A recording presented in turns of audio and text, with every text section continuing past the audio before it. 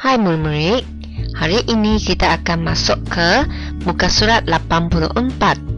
Murid-murid sudah bersedia? Hai murid-murid, apakah yang akan terjadi jika sampah serat tidak diasingkan? 刚才的问题是，如果垃圾没有被分类，会造成什么后果呢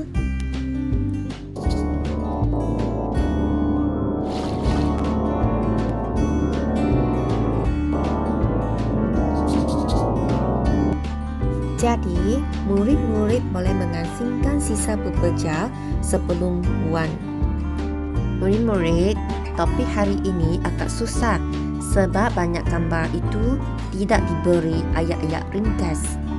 Marilah kita baca arahan hari ini. Analisis dan catat maklumat. Analisis就是先分析啦，我们要分析，dan catat maklumat，我们要记录资料。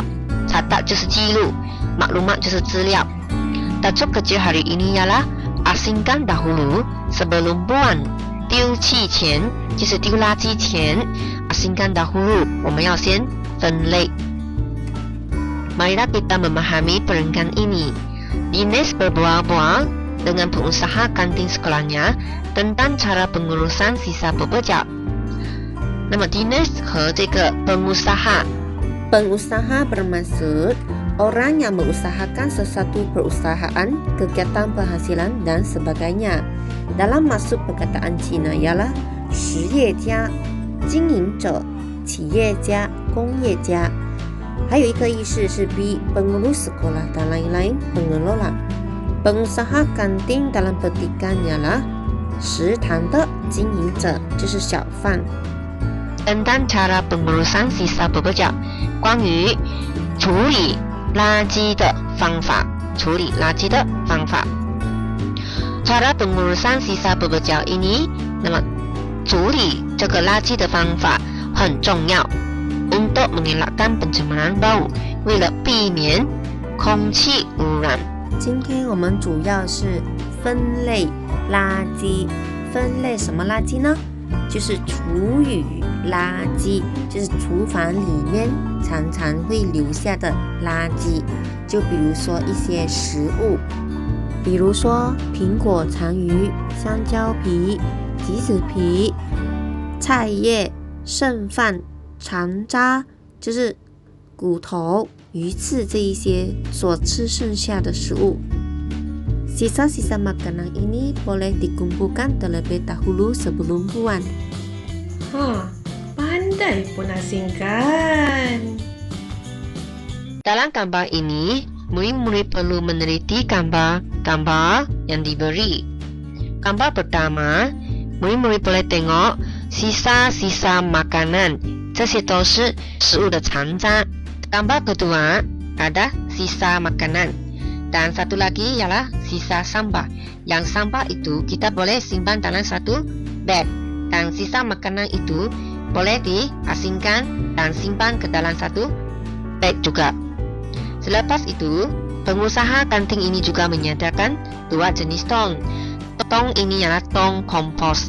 Tong kedua ini ialah tong sampah. Sisa makanan dari yang telah dimasukkan ke dalam beg ini boleh dimasukkan ke dalam tong kompos ini untuk menjadi baja. Dan baja-baja ini boleh dibubur kepada tumbuh-tumbuhan supaya tumbuh-tumbuhan hidup lebih subur. Dan bungkusan-bungkusan makanan itu menjadi sisa sampah. Sisa sampah itu boleh dibungkus dan diikat lalu dibuang ke dalam tong sampah. Tong sampah ini kemudiannya akan dihantar ke tempat pengurusan sampah, yaitu dalam gambar keempat. Sisa-sisa sampah ini akan dihantar ke tempat pelupusan sampah melalui lori sampah. Dan cikgu pasti murid-murid pernah melihat kereta seperti ini di sekitar kawasan rumah kamu. Tempat pelupusan sampah merupakan satu tempat yang besar untuk menyimpan dan menghapuskan sampah yang dihasilkan oleh rakyat. 就是这个垃圾场呢非常大，都是收集人们丢弃的垃圾，然后放在这边消灭。Sisa-sisa makanan yang telah hasil menjadi kompos, menjadi baja dan akan dipupuk kepada pokok-pokok atau pokok bunga ataupun tumbuh-tumbuhan yang sesuai supaya pokok-pokok bunga boleh hidup subur. Berdasarkan gambar, murid-murid boleh cuba membina ayat yang ringkas untuk melengkapkan latihan yang diberi. Gambar pertama, mengumpulkan sisa beberapa dapur， 就是收集厨房的残渣和垃圾，就是厨房里的垃圾我们收集好了，我们把它分成2盆，一盆呢就是食物的残渣，就是有水果类啊、水果皮啊、吃不完的饭啊、面啊、食物，通通的放在一盆。那么另外一盆呢，就是放一些食物的包装yang tidak dapat dilupuskan. Sisa makanan ini diasingkan kepada dua jenis beg yang berlainan. Kita boleh tengok ayat ini. Asingkan mengikut jenis yang boleh digital semula dengan yang tidak boleh digital semula. Yang boleh digital semula 就是可以被循环使用的，我们就分成一袋。dengan yang tidak boleh digital semula 而不能再循环使用的，我们就放去另外一袋。Sekarang kita tengok tong kompos ini. Sisa-sisa makanan tadi akan dimasukkan ke dalam tong kompos. Nama ayat ringkas yang sesuai ialah masukkan sisa dalam bekas yang berbeza. 那我们就把食物的残渣放去不同的容器。Sisa makanan itu boleh menjadi kompos, yaitu baja. Kita boleh memasukkan sampah-sampah yang tidak boleh digital semula ke dalam satu beg. Lepas itu, ikatkan plastik itu dan buang ke dalam tong sampah. Ayat ini ialah masukkan sisa beberapa yang tidak boleh digital semula ke dalam桶yang lain， 就是刚才的垃圾，我们分类好放在桶里面，垃圾桶里面，然后呢，拿来丢去垃圾场，然后呢，通过这垃圾车送去垃圾场里来消灭。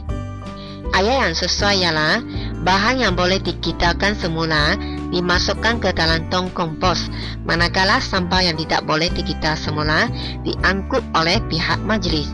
Oke, setelah memahami gambar tadi, 4 keping gambar tadi, murid-murid boleh cuba membina ayat ringkas ke dalam latihan ini. Murid-murid boleh bina ayat sendiri ataupun merujuki jawaban cikgu berdasarkan gambar ini. Selepas itu, murid-murid boleh membuat latihan ini ke dalam latihan pemahaman.